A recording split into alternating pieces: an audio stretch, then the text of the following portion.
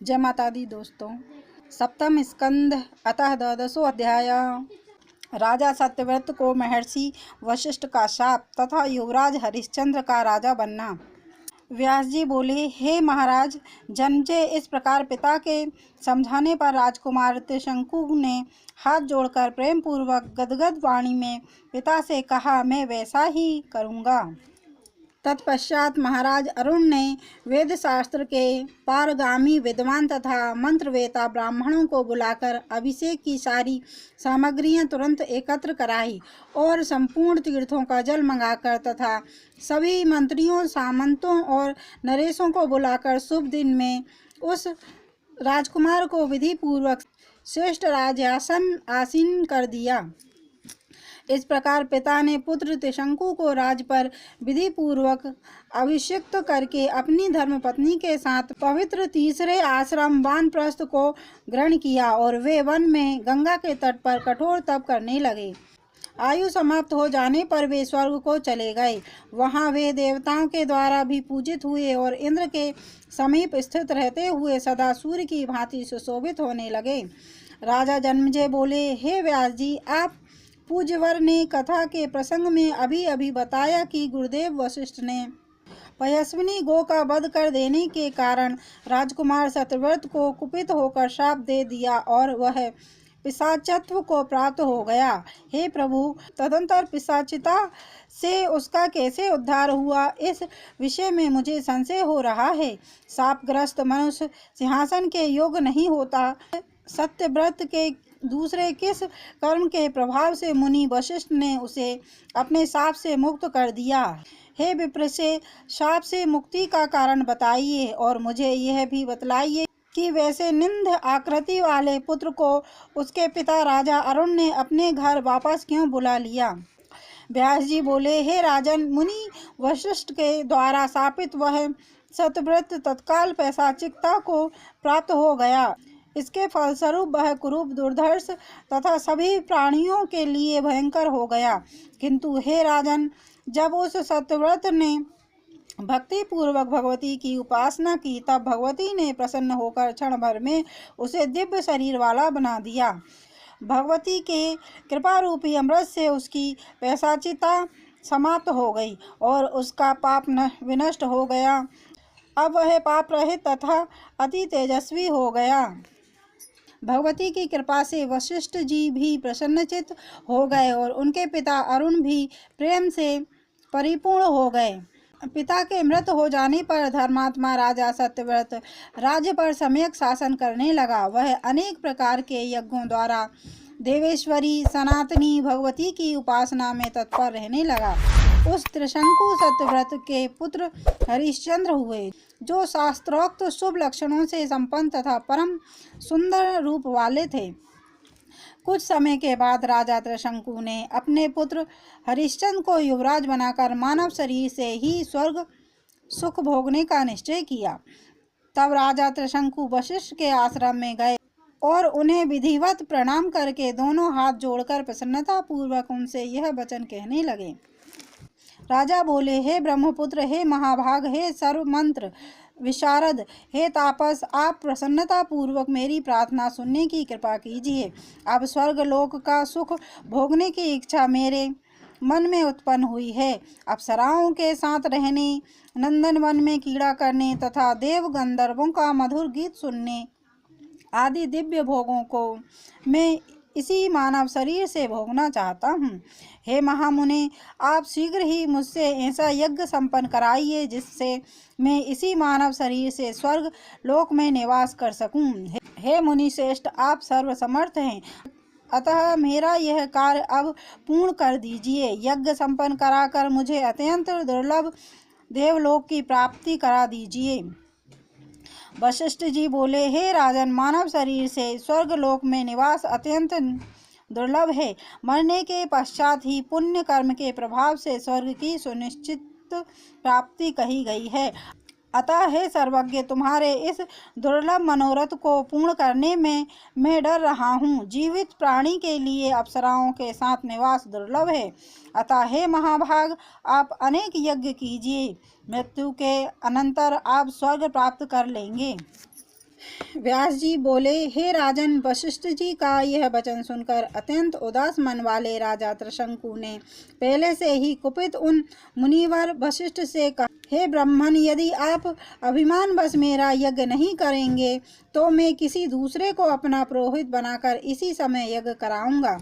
उनका यह वचन सुनते ही वशिष्ठ जी ने क्रोधित होकर राजा को श्राप दे दिया, हे दुर्बुद्धे, चांडाल हो जाओ, इसी शरीर से तुम अभी नीच योनि को प्राप्त हो जाओ। स्वर्ग को नष्ट करने वाले तथा सुरभि के वध के दोष से युक्त हे पापिष्ट, विप्र की भार्या का हरण करने वाले तथा धर्म मार्ग को दूषित करने वाले, हे पापी, मरने के बाद भी तुम किसी प्रकार स्वर्ग नहीं प्राप्त कर सकते। व्यास जी बोले, हे राजन, गुरु वशिष्ठ के ऐसा कहते ही त्रिशंकु तत्क्षण उसी शरीर से चांडाल हो गए। उनके रत्नमय कुंडल उसी क्षण पत्थर हो गए तथा शरीर में लगा हुआ सुगंधित चंदन दुर्गंध युक्त हो गया। उनके शरीर पर धारण किए हुए दिव्य पीतांबर कृष्ण वर्ण के हो गए। महात्मा वशिष्ठ के शाप से उनका शरीर गजवर्ण जैसा धूमिल हो गया। हे राजन, भगवती के उपासक मुनि वशिष्ठ के रोष के कारण ही त्रिशंकु को यह फल प्राप्त हुआ। इसलिए भगवती जगदम्बा के भक्त का कभी भी अपमान नहीं करना चाहिए। मुनि श्रेष्ठ वशिष्ठ बड़ी निष्ठा के साथ गायत्री जप में संलग्न रहते थे। हे राजन, उस समय अपना कलंकित शरीर देखकर राजा त्रिशंकु अत्यंत दुखित हुए। इस प्रकार दीन दशा को प्राप्त वे राजा घर नहीं गए अपितु जंगल की ओर चले गए। शोक संतप्त वे त्रिशंकु दुखित होकर सोचने लगे, अब मैं क्या करूं और कहाँ जाऊं? मेरा शरीर तो अत्यंत निंदित हो गया। मुझे ऐसा कोई उपाय नहीं सूझ रहा है जिससे मेरा दुख दूर हो सके। यदि मैं आज घर जाता हूं तो मुझे इस स्वरूप में देखकर पुत्र को महान पीड़ा होगी और भार्या भी मुझे चांडाल के रूप में देखकर स्वीकार नहीं करेगी। इस प्रकार के चांडाल रूप वाले मुझ निंद को देखकर मेरे मंत्रीगण तथा जाति वाले भी आदर नहीं करेंगे और भाई बंधु भी संग में नहीं रहेंगे। इस प्रकार सभी लोगों के द्वारा परित्युक्त किए जाने वाले मेरे लिए तो जीने की अपेक्षा मर जाना ही अच्छा है। अतः अब मैं विष खाकर जलाशय में कूदकर या गले में फांसी लगाकर देह त्याग कर दूं अथवा विधिवत प्रज्वलित अग्नि में अपने देह को जला डालूं या फिर अनशन करके अपने कलंकित प्राणों का त्याग कर दूं। ऐसा विचार आते ही उन्होंने पुनः सोचा, आत्महत्या करने से मुझे निश्चय ही जन्म जन्मांतर में पुनः चांडाल होना पड़ेगा और आत्महत्या दोषों के परिणाम स्वरूप में शाप से कभी मुक्ति नहीं हो सकूंगा। ऐसा सोचने के बाद राजा ने अपने मन में पुनः विचार किया कि इस समय मुझे किसी भी स्थिति में आत्महत्या नहीं करनी चाहिए अपितु वन में रहकर मुझे अपने द्वारा किए गए कर्म का फल इसी शरीर से भोग लेना चाहिए, क्योंकि इससे इस कुकर्म का फल सर्वथा समाप्त हो जाएगा। भोग से ही प्रारब्ध कर्मों का क्षय होता है, अन्यथा इसका क्षय नहीं होता। इसलिए अब यहीं पर तीर्थों का सेवन, भगवती जगदम्बा का स्मरण तथा साधुजनों की सेवा करते हुए मुझे अपने द्वारा किए गए शुभ तथा अशुभ कर्मों का फल भोग लेना चाहिए। इस प्रकार वन में रहते हुए मैं अपने कर्मों का क्षय अवश्य ही करूँगा। साथ ही संभव है कि भाग्यवश किसी साधुजन से मिलने का भी कभी अवसर प्राप्त हो जाए।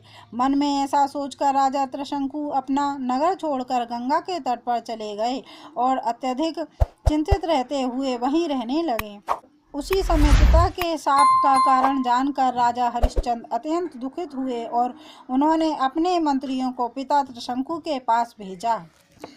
मंत्रीगण वहां शीघ्र पहुंचकर बार बार दीर्घ श्वास ले रहे चांडाल की आकृति वाले राजा त्रिशंकु को प्रणाम कर विनम्रता पूर्वक उनसे बोले, हे राजन, आपके पुत्र हरिश्चंद्र की आज्ञा से यहाँ आए हुए हम लोगों को आप मंत्री समझिए।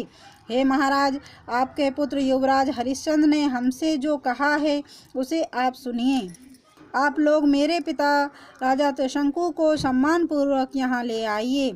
अतः हे राजन, अब आप सारी चिंता छोड़कर अपने राज वापस लौट चलिए। वहाँ सभी मंत्रीगण तथा प्रजाजन आपकी सेवा करेंगे। हम लोग भी गुरु वशिष्ठ को प्रसन्न करेंगे, जिससे वे आपके ऊपर दया करें। प्रसन्न हो जाने पर वे महान तेजस्वी आपका कष्ट अवश्य दूर कर देंगे। हे राजन, इस प्रकार आपके पुत्र ने बहुत प्रकार से कहा है, अतः अब शीघ्रता पूर्वक अपने घर लौट चलने की कृपा कीजिए। व्यास जी बोले, हे जन्मेजय, उनकी बात सुनकर चांडाल की आकृति वाले राजा त्रिशंकु ने अपने घर चलने का कोई विचार मन में नहीं किया। उस समय राजा ने उनसे कहा, हे सचिवगण, आप लोग नगर को लौट जाइए और हे महाभाग, वहां जाकर हरिश्चंद्र से मेरे शब्दों में कह दीजिए, हे पुत्र, मैं नहीं आऊँगा। तुम अनेक विध यज्ञों के द्वारा ब्राह्मणों का सम्मान करते हुए तथा देवताओं की पूजा करते हुए सदा सावधान होकर राज करो। हे सचिवगण, महात्माओं के द्वारा सर्वथा निंदित इस चांडाल वेश से अब मैं अयोध्या नहीं जाऊंगा। आप सभी लोग यहाँ से शीघ्र लौट जाइए। वहाँ जाकर मेरे महाबली पुत्र हरिश्चंद्र को सिंहासन पर बैठाकर आप लोग मेरी आज्ञा से राज्य के समस्त कार्य कीजिए। इस प्रकार त्रिशंकु के उपदेश देने पर सभी मंत्री अत्यधिक दुखित होकर रोने लगे और उन्हें प्रणाम करके वानप्रस्थ आश्रम में जीवन व्यतीत करने वाले उन राजा त्रिशंकु के पास से लौट आए। अयोध्या में आकर उन मंत्रियों ने शुभ दिन में हरिश्चंद्र के मस्तक पर विधि पूर्वक अभिषेक किया। राजा त्रिशंकु की आज्ञा से मंत्रियों के द्वारा राजाभिषिक्त होकर तेजस्वी तथा धर्मपरायण हरिश्चंद्र अपने पिता का निरंतर स्मरण करते हुए राज करने लगे। इति श्रीमद्देवी भागवते महापुराणे अष्टादशसहस्रस्यां संहितां सप्तम स्कंदे त्रिशंकुपाख्यान वर्णनम नाम 22वां अध्याय। जय माता दी दोस्तों, हमें मोटिवेट करने के लिए चैनल को लाइक सब्सक्राइब कर वीडियो को शेयर अवश्य करें। Thank you so much.